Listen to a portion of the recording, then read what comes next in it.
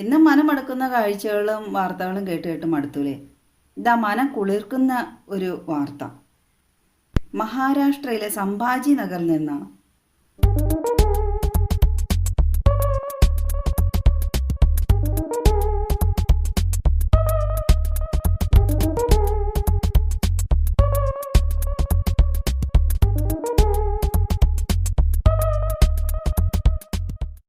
തൊണ്ണൂറ് വയസ്സുള്ള നിർവൃതീഷിൻ്റെയും ഭാര്യ ശാന്താബായിയും കൂടെ താലിമാല മേടിക്കാൻ സംഭാജി നഗറിലുള്ള ഗോപിക ജുവലേഴ്സിൽ ചെന്നു. കയ്യിൽ 1200 രൂപ മാത്രമേ ഉണ്ടായിരുന്നുള്ളൂ.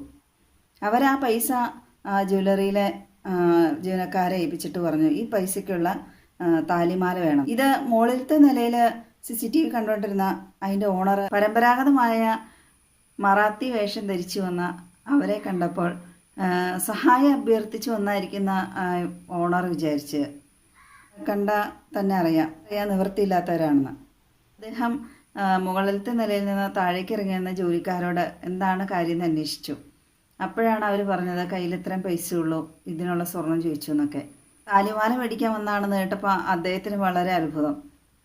അങ്ങനെ ആ 90 വയസ്സുള്ള ആ വൃദ്ധൻ്റെ ആ പ്രണയത്തിന് മുമ്പിൽ തോറ്റുപോയി ആ കടയുടമ പോലും. അദ്ദേഹം ഇഷ്ടമുള്ളൊരു താലിമാല എടുത്തോളാൻ പറഞ്ഞ് അതെടുത്ത് സൗജന്യമായി ആ വൃദ്ധനും ആ വൃദ്ധൻ്റെ ഭാര്യയ്ക്കും കൊടുക്കുവാണ്.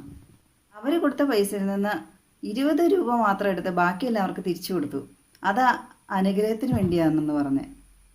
കടയുടമ കാണിച്ചെന്ന മാതൃക എന്ന് പറഞ്ഞിട്ടുണ്ടെങ്കിൽ ഒറ്റയടിക്ക് വേഷവിധാനങ്ങളൊക്കെ കണ്ടിട്ട് ആൾക്കാരോട് മോശമായ രീതിയിൽ പെരുമാറരുതെന്നൊക്കെ. ആ വൃദ്ധ ദമ്പതികൾ അതേട്ടോ, അവർ ഇത്രയും കൊല്ലം ഒരു മനസ്സോടെ ഒത്തൊരുമയോടെ കഴിഞ്ഞതിൻ്റെ ഒരു പ്രതീകമാണല്ലോ ഇപ്പം അദ്ദേഹം ആ മാല മേടിക്കാൻ പോയത് ഭാര്യയ്ക്ക് വേണ്ടി. ഇപ്പോഴത്തെ കാലത്ത് സ്വന്തക്കാരും അപ്പനും അമ്മയും മക്കളും പോലും ചെറിയ നിസ്സാര തുകയ്ക്ക് വേണ്ടി അങ്ങോട്ടും ഇങ്ങോട്ടും തല്ലും കൂടി ചാവും കൊലയൊക്കെ നടത്തണം. ആ സ്ഥാനത്താണ് ഈ കടയുടമ നല്ലൊരു മാതൃകയായത്. 1000 ചില്ലാൻ രൂപയുടെ സാധനം അവർ മതിയെന്ന് പറഞ്ഞിട്ട് പൈസ കൊടുത്തപ്പോൾ എത്രയോ ലക്ഷക്കണക്കിന് രൂപയുടെ മുതലാണ് അവർക്ക് കൊടുത്തതല്ലേ ആ കടയുടമ. അങ്ങനെ ആ ഗോപിക ജ്വല്ലറിയിലൂടെ ആ കടയുടമയിലൂടെ ആ നാടൻ പ്രശസ്തിയിലേക്ക് ഉയർന്നു അല്ലേ. ആ നാട്ടുകാർ നല്ല മനസ്സിന് ഉടമകളാണെന്ന് തെളിയിച്ചു അല്ലേ. ആ വൃദ്ധൻ്റെ ആ പവിത്രമായ നിഷ്കളങ്കമായ മനസ്സ് ദൈവം കണ്ടു. അത് സോഷ്യൽ മീഡിയയിലൂടെ മറ്റുള്ളവരും കണ്ടു. വയസ്സാങ്കാലത്ത് അവർക്ക് സൂപ്പർ സ്റ്റാർസ് ആവാൻ കഴിഞ്ഞു സോഷ്യൽ മീഡിയയിൽ അല്ലേ. അതും ഒരു അത്ഭുതമാണ്. 90 വയസ്സുള്ള ആളെന്ന് പറയുമ്പോൾ സാധാരണ ഒരു സങ്കല്പത്തിൽ കിടപ്പോ അല്ലെങ്കിൽ വടി കുത്തിപ്പിടിച്ച് കിടക്കുമോ അങ്ങനെ ഓർമ്മയൊക്കെ ഉണ്ടാവണമെന്നൊന്നുമില്ല. പക്ഷേ അദ്ദേഹം പൂർണ്ണ ആരോഗ്യവാനായിട്ടാണ് സംസാരിക്കണതും പെരുമാറണമൊക്കെ. ഒരുപക്ഷെ ആ ഭാര്യയ്ക്ക് വേണ്ടിയായിരിക്കാം അദ്ദേഹത്തെ ദൈവം അതുപോലെ നിലനിർത്തി കൊണ്ടുപോകുന്നത്.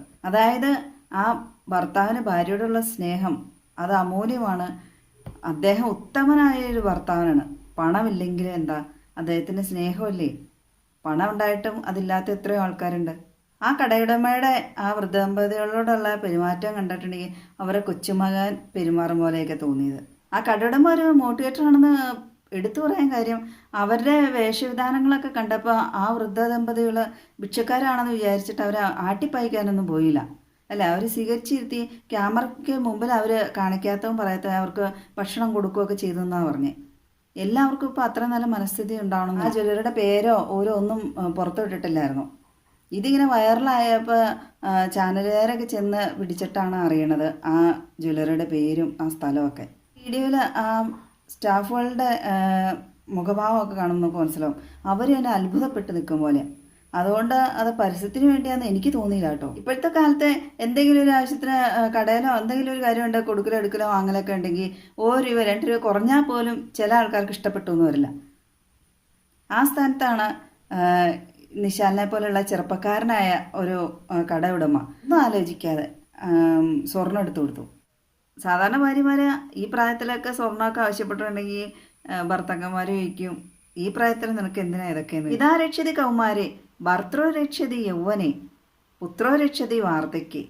പക്ഷേ ഇവിടെ വാർദ്ധക്യത്തിൽ അവരെ കരുതിയേക്കുന്നത് അവരുടെ ഭർത്താവ് തന്നെയാണ്, ഭാഗ്യവതിയായ സ്ത്രീ. പൈസ ഉണ്ടായിരുന്ന ഒരു പക്ഷേ അതിലപ്പുറം എന്തെങ്കിലും മേടിച്ചു കൊടുത്തതിനായിരിക്കാം, സാധിച്ചു കൊടുത്തതിനായിരിക്കാം. എന്തായാലും ഈ വയസ്സാങ്കാലത്ത് അദ്ദേഹം ഒരു മാതൃക ഭർത്താവായി, ഉത്തമ ഭർത്താവായി തന്നെ അറിയപ്പെടാൻ സാധിച്ചല്ലോ.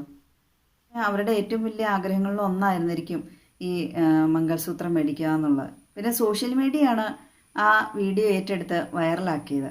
അങ്ങനെ ന്യൂസ് ചാനലിലൊക്കെ വന്നു. അവരൊക്കെ ചെന്ന് ഇൻ്റർവ്യൂ ഒക്കെ ചെയ്തിട്ടാണ് ഈ കടയുടമയുടെയും ഈ വ്യക്തികളുടെ പേരും ഊരുമൊക്കെ അറിയാൻ പറ്റണം. പാവങ്ങൾ സ്വർണത്തിൻ്റെ വില അറിയില്ല.